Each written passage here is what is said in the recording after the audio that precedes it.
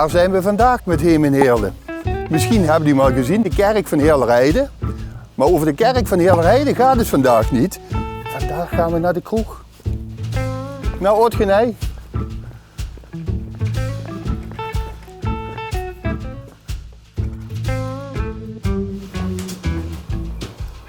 Hey René.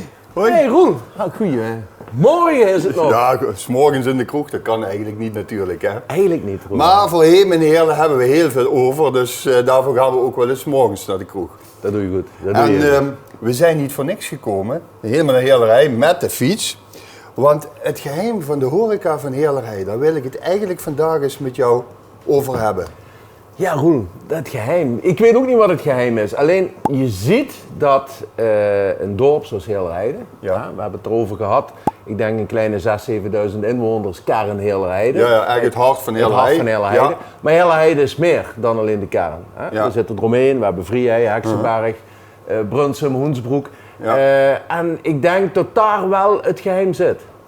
Het dorp zelf, maar het is ook de mensen die het doen. Ja, Mensen die in die horeca staan, daar valt en staat natuurlijk alles mee. daar gaat het om. Daar gaat het om. En jij zit hier niet op zomaar een plek, want Nee. ik begrijp dat jij zelfs hier geboren bent. Ik Ja, ben niet geboren. hier, maar, Nee, nou, maar het, boven. het eerste levensjaar heb ik hier door mogen brengen met Ja. mijn ouders. Hè, Eve en Thijs, Ja. kleine, Leers. Ja. En Ja. dit café Oudgenij, dat ligt mij heel erg aan het hart. Ja. Het is voor mij ook een heel belangrijk punt. Het is waar ik geboren ben, zoals ik al zei. En hier ligt een stuk geschiedenis. Ja. En het is belangrijk, de mensen die hier exporteren, om dat stukje nostalgie door te Ja. brengen, door te voeren naar hetgene waar het nu is. Ja. En er zijn een aantal dingen binnen dit pand waar we dadelijk naartoe, wat we ook zullen bekijken, Ja, leuk. wat van oudsher nog steeds hetzelfde is. Ja, nu is het ook zo dat vanuit dit café, tenminste dat heb ik begrepen, in 1963, jullie familiebedrijf is opgericht. Het café was er natuurlijk al vanuit de familie, Ja. maar de hele speelautomatenbusiness waar natuurlijk, en we hadden het net al over het familiebedrijf, dat is hier ontstaan. Het verhaal is eigenlijk ontstaan, papa en mam, Zaliger, die zijn hier begonnen in de horeca. Ja, Café Oudgenij, Ja. zoals het voorheen de naam nu nog altijd is. Ja. En toen is er een zekere heer Galjaard binnengekomen en Ja. die is een bingo gaan plaatsen hier in het café. en was het een man uit Scheveningen? Of? Een man uit Scheveningen, Ja, langs de kust. langs de Ja. kust. En ja, die was blijkbaar verdwaald en die kwam hier terecht op Heerlerijde. Ja. En die is hier begonnen met een bingo te plaatsen. Mijn vader zag dat daar een goede business in was. Ja. Dat was de basis van het ontstaan van Wijn en Leers. Ja. En toen heeft mijn vader en mijn moeder besloten om het horecaleven vaarwel te zeggen. Die zijn verhuisd naar de Ganzenweide. Ja. En daar begonnen met hun speelautomatentak. Ja. Want als je zo om je heen kijkt, de muurschilderingen en de ruimte, de hoogte die erin zit, je komt ook gewoon in een kroeg binnen. Ja, maar dat is eigenlijk het verhaal wat ik toen straks tegen jou vertelde. Het verhaal Oudgenij. Mijn ouders hier hebben toentertijd, en dat is wat we misschien zo meteen zullen zien, muurschilderingen laten aanbrengen. Oh, hebben jouw ouders dat laten Mijn doen? ouders hebben dat laten doen en die muurschilderingen zijn eigenlijk allemaal punten van Heerlerij en omstreken. De mijnen, de bokkeriers, Ja. dus de carnavalsvereniging. Ja, nee, dan gaan we natuurlijk eens eventjes kijken naar de muurschildering. Ja, dat is zeker de moeite waard, denk ik, als je in Café Oudgenij bent. Ik bedoel, de ON3, de mijnen. Ja, die lag je op de Ganzenweide. Ja, die lag hier op de Ganzenweide. Ja, daar heb je Heksenberg, de apenkooi. Het mooie hiervan zie je ook, je ziet gewoon de nicotine nog erop zitten. Ja. Ja, ik ben er toch wel blij om, Roel, dat er jonge ondernemers opstaan. Ja. Hè? Ik bedoel, we hebben ondernemers die echt jong beginnen. Hè? Ik bedoel, we hebben ook een voorbeeld van, daar ga je ook nog naartoe. Ja. Daar ben ik blij om. Spoiler alert. Ja, spoiler alert. Nee, maar het is zo. Ik bedoel, wij als pandeigenaren of als horeca, verhuur van horecapanden, hebben wij dat soort mensen nodig. En die steun ik van alle kanten. Ja. Het is ook belangrijk dat er een stuk toekomstvisie is, toekomst voor de dorpskroegen is. Ja.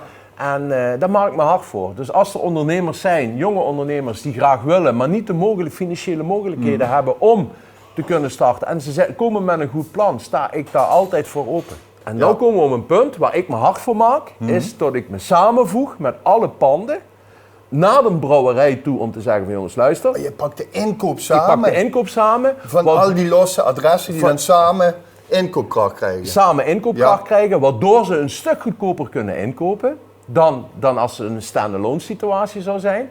En daardoor ook minder hoeven te vragen aan de bar. Ja, En we moeten ervoor zorgen dat we samen sterk zijn. Ja. En ervoor zorgen dat de horeca-ondernemer een boterham heeft. En dat doe ik met alle uiterste best voor. Daar doen hun best voor. Ja. En laten we ook zorgen dat de mensen in een kern even. als Heerlerheide Ja. naar die dorpskroeg gaat.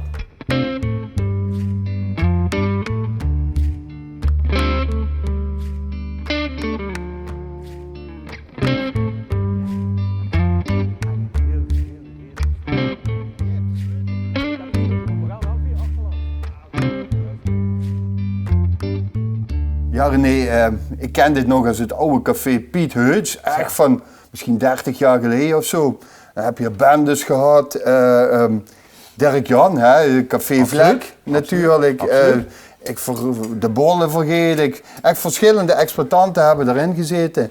En allemaal een boterham verdiend. Ja, Ze hebben allemaal geld verdiend. En het is geen grote kroeg, hè. Ik bedoel, maar wel een leuke kroeg. heel mooie kroeg. Ja. Ook met een fantastische historie. Alleen jammer, nu op dit moment gesloten.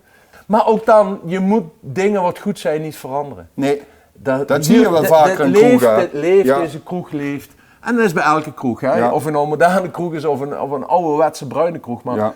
het leeft, daar zit leven in. En dat is ook de charme van het Ja. vak. Ja, en 100%. het mooie is, je komt hier nog uit de regio, want het heet Heem in Heerlen. Deze keer misschien een Heem in Groot-Genij. En dan vragen we ook... Groot-Genij. In Groot-Genij, hè? Of Ja, niet dan, hè? ja, niet in Genij, maar Groot-Genij, hè? En dan vragen we ook elke keer van, aan diegene wat we interviewen, van waarom voel jij je nou zo thuis in? En dan is het normaal in Heerlen. Laten we dan deze keer zeggen, vooral in Heerlerij. Wat is jou dat jij zegt van, ik ben een echte... Heet zo jong.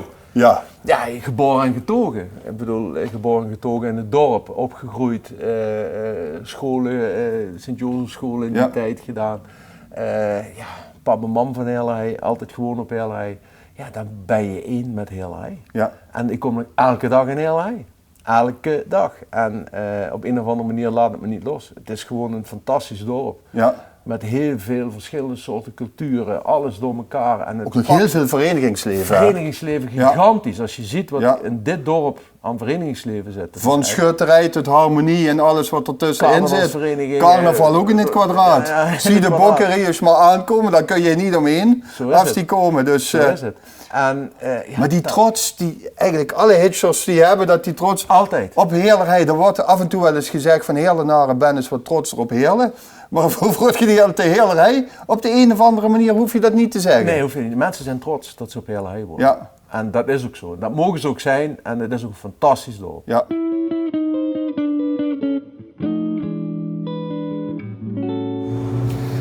Ja, Oh, Café Carbon. Café Carbon. Het mijn verleden. Het mijn verleden. 28 jaar horeca-ervaring gaan we nu naar bed. Mijn god, Kom. daar moeten we naartoe. Daar moeten we naartoe. Cool.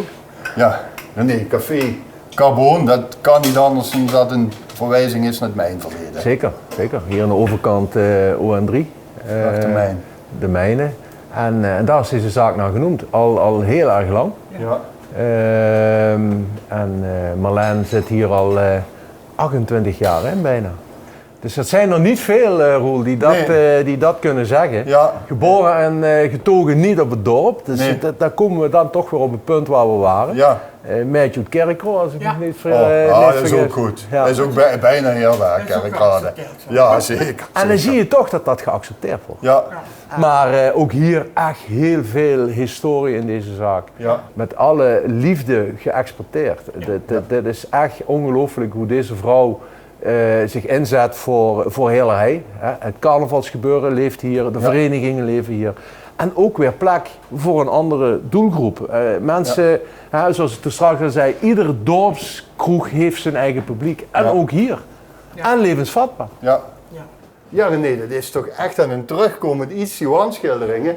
En als ik dan net hoor dat er bepaalde dingen zelfs nu nog te herkennen zijn. Dus Ja. niet Als we even naar deze schilderij of wandschildering kijken. Ja, de tram. Dit huis wat hier staat, is het huis hier aan de overkant. Ja. En Oh, dan die zie- muur hebben we nog gezien. Ja, daar liepen we net langs. Liepen we net langs. Ja. Nee, Dus je ziet wel dingen overal in de dorpsgroepen terugkomen. Ja. Nou Marleen, 28 jaar horeca en heerderij, dat is natuurlijk niet zomaar iets. En we hebben net een rondje gemaakt langs verschillende horecazaken in Heerderheide. Maar 28 jaar, daar valt natuurlijk wel iets over te vertellen. En je komt ook nog uit Kerkrade naar Heerderij. Als hier geen verhaal is, ik ga er even bij zitten. Nee. Hoe ben je hier terechtgekomen op Heerderij? Ja, dat is eigenlijk, we wilden iets zelfstandig gaan beginnen. En uiteindelijk is het toen dit café geworden. Ja, en niet heel toevallig natuurlijk. Nee, mijn ex die wou heel graag een café. Ja. En toen zijn we daar met een gesprek en was het eigenlijk vrij vlot rond dat we dit café graag wilden hebben. Maar dan zat je daarvoor ook al in de horeca, of Nee, niet? de verpleging. Ja, dit is ook een stuk verpleging horeca eigenlijk, hè, of niet? Je klanten in de watten leggen en Ja.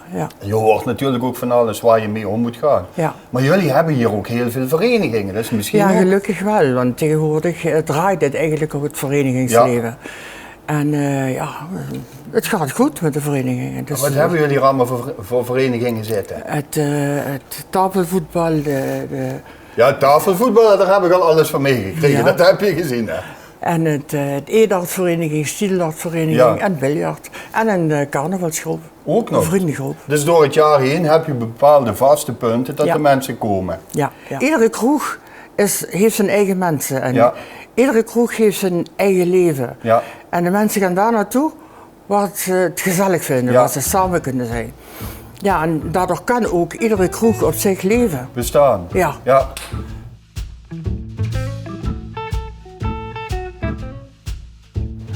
Ik ben nu onderweg naar Pedero Catering, broodjeszaak in Heerderheide. Want er zijn natuurlijk niet alleen cafés, maar er volgt ook wat te eten in Heerderij. Maar dat zien jullie de volgende keer.